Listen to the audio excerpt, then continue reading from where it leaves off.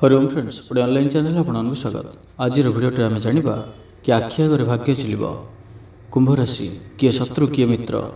जदि भिडियो संपूर्ण रूप देखते तो आपण निज विषय एपरी किसी तथ्य जानवे जहाँकि आप जीवन में खूब कम आसो। तो भिडियो को निश्चित रूप शेष पर्यटन देखूँ। यही राशिजात व्यक्ति धनिष्ठ नक्षत्र, शतभिक्षा नक्षत्र और पूर्वभद्र नक्षत्र होकर नाम प्रथम अक्षर गु, गे, गौ, स, सी, सु, से, दा, ते एमध्य अन्यतम अटे। आपणकर यही सब नामर प्रथम अक्षर आप सब थे आपणकर कुंभ राशि होता है। आपणकर राष्ट्राधिपति ग्रह होजन शनि। यही राशिजात व्यक्ति तमगुणर प्रतीक अटंती। कुंभ समान आप गंभीर और परोपकारी अटंती। एମାନେ ସାଧାରଣତଃ ଗର୍ବୀ, ରତିପ୍ରିୟ, କୃପଣମାନି, ରାଜବଲ୍ଲଭ, ରୂପବନ୍ତ, ଖ୍ୟାତିନାମା, ଚକ୍ଷୁ ରକ୍ତବର୍ଣ୍ଣ, ଆମବାତ ଦେହୀ, ଅଳ୍ପ ପଣ୍ଡିତ, ଶୃଙ୍ଗାର ଭୋଗୀ, ତୁରୁତୁରିଆ ସ୍ୱଭାବ, କର୍କଶ, ଲମ୍ପଟ ସ୍ୱଭାବ ମଧ୍ୟ କିଛି ରହିଥାଏ। ଆଜନ୍ମ ସୁଖୀ, ଦେବ ବ୍ରାହ୍ମଣରେ ଭକ୍ତି, ଧନବନ୍ତ, କ୍ଷଣକୋପୀ, କ୍ରୂର ଓ ହିଂସ୍ରକ ପ୍ରକୃତିର ହୋଇଥାନ୍ତି। ଧନିଷ୍ଠ ନକ୍ଷତ୍ରର ମହିଳାମାନେ କଳାକୁ ଧଳା କରି ଗୃହ ପରିଚାଳନା କରିବାର ଧୁରନ୍ଧର। ସ୍ଥୂଳ କପୋଳ ଗୌରବର୍ଣ୍ଣ ବା ଶ୍ୟାମଳ ବର୍ଣ୍ଣ, ପୃଥୁଳ ଶରୀର, ବୁଦ୍ଧିମନ୍ତ, ବିଦ୍ୱାନ, କବି, ପଣ୍ଡିତ, ସୁଲେଖକ, ବିଚକ୍ଷଣ ବୁଦ୍ଧି, ଗାନ୍ଧାର ବିଦ୍ୟାରେ ରତ, ଗୀତ ବାଦ୍ୟ ପ୍ରିୟ, କୌତୁଳୀ, ମଧୁର ବଚନ, ଗାୟକ ଓ ଗାୟିକା, ବିପୁଳ ଲକ୍ଷ୍ମୀ, ବ୍ୟୟବହୁଳ, ଯାଚିନ ଦିଅଇ ତିନିଗୁଣ ନିଆଇ, ରାଜସେବା, ତେଜବନ୍ତ, ବାତପିତ୍ତ ଦେହୀ, ଶାକାହାରରେ ଶ୍ରଦ୍ଧା, ଆମିଷ ଭକ୍ଷଣ କରନ୍ତି, ମଧୁରସରେ ପ୍ରୀତି, ପେଟ ବ୍ୟଥା, କାମତୁର, ବାଣିଜ୍ୟରେ ଲାଭ, ଚାଷରେ ମଧ୍ୟମ, ପ୍ରଶଂସାର ପାତ୍ର ହୋଇଥାନ୍ତି। ବିଷ୍ଣୁ ବୈଷ୍ଣବ ସେବାକାରୀ, ପାପପୁଣ୍ୟ ବିଚାରକ, ଗୃହ ବୈଦ୍ୟ ଓ ତ୍ରିକାଳଦର୍ଶୀ। ଶତଭିକ୍ଷା ନକ୍ଷତ୍ରର ମହିଳାମାନେ ପୁରୁଷ ଭଳି କାର୍ଯ୍ୟକ୍ରମ ଦେଖାନ୍ତି ଓ ମଧୁର କଥାରେ ସମସ୍ତଙ୍କୁ ଭୁଲାଇ ପାରନ୍ତି। ବେଳେବେଳେ ପରବୁଦ୍ଧିରେ ପଡ଼ିଯାଆନ୍ତି ମଧ୍ୟ। ଗଜକପାଳ, ହର୍ଷମୁଖ, ବିଦ୍ୟାରେ ଶ୍ରଦ୍ଧା, ଚଞ୍ଚଳ, ପାଣ୍ଡିତ୍ୟ, କୁଳଶ୍ରେଷ୍ଠ, କେଶ ଉତ୍ତମ, ଭାର୍ଯ୍ୟ ଦୁଷ୍ଟ, ବାହା କୁଟୁମ୍ବୀ, ରାଜସେବକ, ବହୁବିଳାସୀ, କୃଷିକାରୀ, ମୈଥୁନ ପ୍ରିୟ, ବିଚାରକ, ଉଚ୍ଚମନା, ଜୁଆରୀ, ଭୋଜନପ୍ରିୟ, ବାଲ୍ୟକାଳେ ଦୁଃଖୀ, ଦାନ୍ତମାନ ବଡ଼ ବଡ଼ ଏବଂ ପୂର୍ବଭଦ୍ରର ନକ୍ଷତ୍ରର ମହିଳାମାନେ ଦେବତା ଭକ୍ତି ଉପାସନାରେ ବ୍ରତୀ ହୁଅନ୍ତି। ସ୍ୱାସ୍ଥ୍ୟ ବିଷୟରେ କଥା ହେବା ତ ଏମାନଙ୍କର ଚେହେରାର ବିଶେଷତ୍ୱ ହେଲା ମଧ୍ୟମ ଉଚ୍ଚତା ସମ୍ପନ୍ନ ବ୍ୟକ୍ତି, କର୍କଶ କଣ୍ଠ, ରୂପବନ୍ତ କର୍ଣ୍ଣ, ସୁନ୍ଦର ଚକ୍ଷୁ, ରକ୍ତବର୍ଣ୍ଣ, ଦୀର୍ଘ ଗ୍ରୀବା। ଏମାନଠାରେ ଯୁବକ ସୁଲଭତ୍ୱ ଅଧିକ ପରିମାଣରେ ଦେଖାଦିଏ। କେଶଗୁଡ଼ିକ ଖୁବ୍ ଲୋଭନୀୟ। ଲୋମଦେହୀ, ଜାଇମୁଣ୍ଡା ଅଧିକ ପରିମାଣରେ ଥାଏ।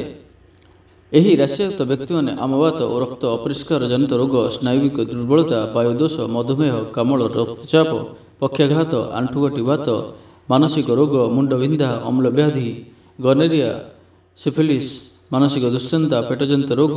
ଏମାନଙ୍କର ବୁଦ୍ଧି ବିଷୟରେ କଥା ହେବା କି ଏମାନଙ୍କର ସ୍ୱଭାବ ବିଷୟରେ କଥା ହେବା କି ଏମାନେ କିପରି ହୋଇଥାନ୍ତି ଦେଖନ୍ତୁ। ଏମାନେ ଚତୁର, ବୁଦ୍ଧି ସମ୍ପନ୍ନ, ଧୈର୍ଯ୍ୟବନ୍ତ, କ୍ଷଣକୋପୀ, କାମତୁର, କ୍ରୂର ଓ ହିଂସ୍ରକ, ବ୍ୟବହାରରେ କୌଶଳୀ, ଶାନ୍ତ ସ୍ୱଭାବ, ସାହିତ୍ୟ, ଧର୍ମଦର୍ଶନ, ଜ୍ୟୋତିଷଶାସ୍ତ୍ର, କାବ୍ୟ କବିତା, ଗାନ୍ଧାର ବିଦ୍ୟା, ସଙ୍ଗୀତରେ ପାରିଦର୍ଶିତା ଦେଖାଇଥାନ୍ତି। ସମାଜର କଲ୍ୟାଣ ନିମନ୍ତେ ଆପଣ ଅନେକ ଉଦ୍ୟମ କରିଥାନ୍ତି। ଆପଣ ଜଣେ ବିପ୍ଳବୀ ଓ କର୍ମବୀର ଅଟନ୍ତି।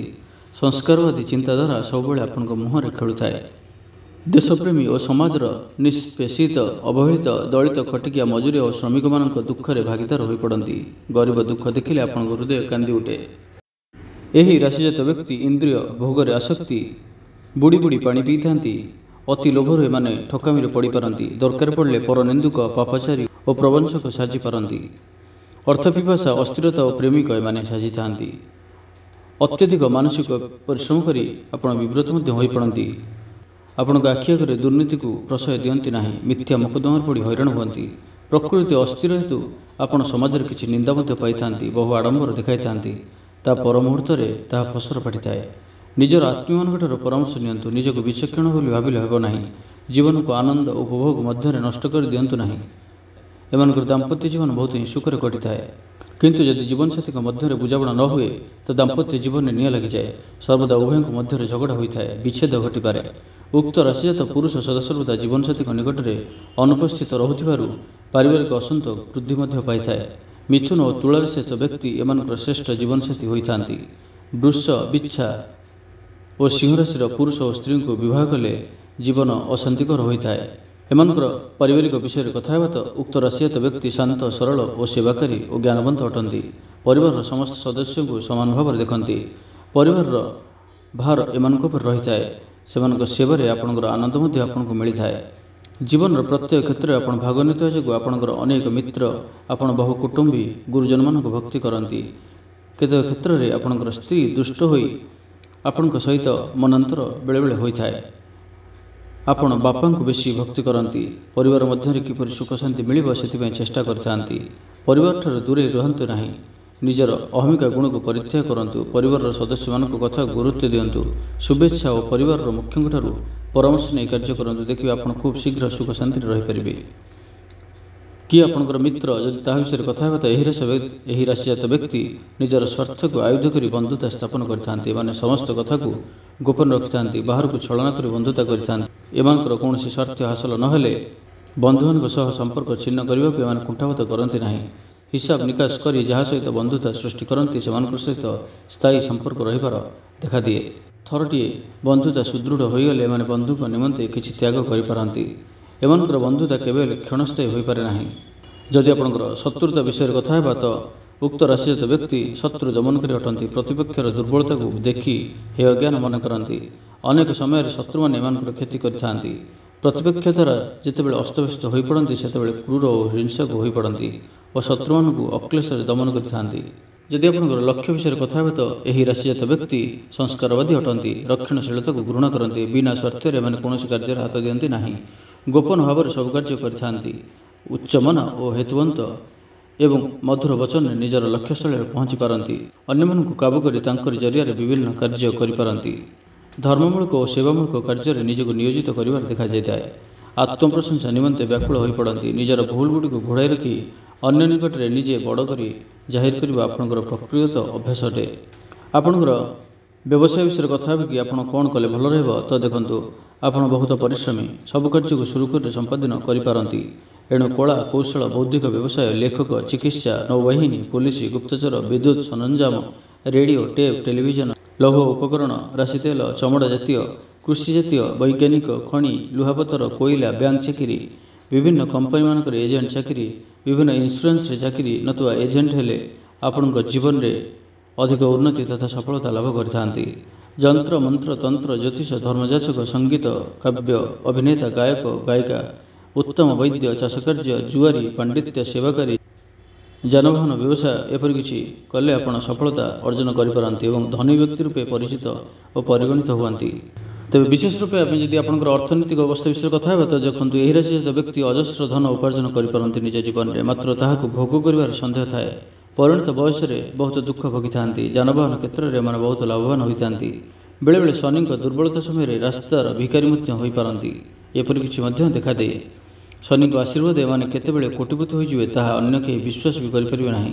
ଶେଷ ଜୀବନରେ ସନ୍ନ୍ୟାସୀ ହୋଇ ଗୃହ ପରିତ୍ୟାଗ ମଧ୍ୟ କରିପାରନ୍ତି।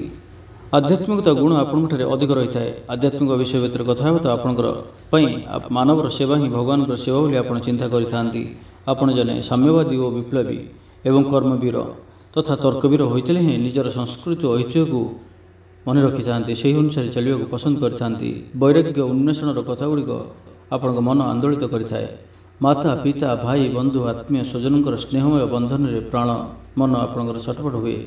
କିପରି ଭାବରେ ସଂସାରର ଏହି ବନ୍ଧନ ମନ ବୈରାଗ୍ୟର ନିଶାରେ ପାଗଳ ଭଳି ହୋଇ ସେ ଚାହେଁ ସଂସାର ରୂପୀ ଶିକୁଳି କାଟିଦେଇ ସେ କିପରି ମୁକ୍ତ ହେବ, କାରଣ ଆପଣ ବୈରାଗ୍ୟ ସ୍ୱଭାବର ମଧ୍ୟ।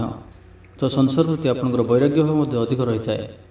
ବ୍ୟାକୁଳରେ ଆପଣ କୁହନ୍ତି ଯେ ଅନ୍ତର୍ଦେବତା, ହେ ପ୍ରଭୁ ଟିକେ ମୋ ପ୍ରତି ଦୟା କର, ମୋତେ କରୁଣା କର।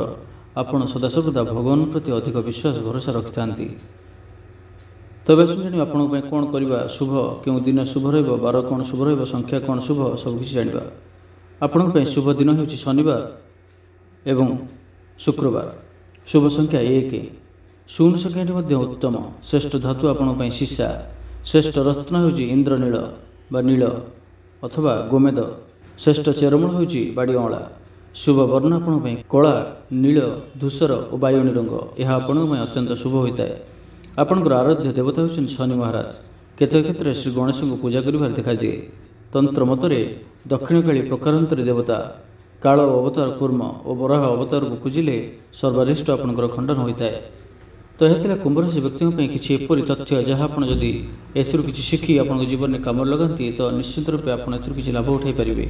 ତ ଭିଡ଼ିଓଟି ଭଲ ଲାଗିଥିଲେ କମେଣ୍ଟ ବକ୍ସରେ ଜୟ ଶନିଦେବ ଅବଶ୍ୟ ଲେଖନ୍ତୁ। ଭିଡ଼ିଓଟି ଗୋଟେ ଲାଇକ୍ କରିବା ସହିତ ଅନ୍ୟମାନଙ୍କ ସହ ଅଧିକ ସେୟାର କରନ୍ତୁ। ଯାହାଫଳରେ ସେମାନଙ୍କ ପାଇଁ ମଧ୍ୟ ଭିଡ଼ିଓଟି କିଛି କାମରେ ଆସିପାରିବ।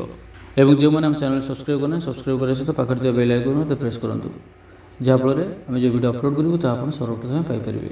ଧନ୍ୟବାଦ।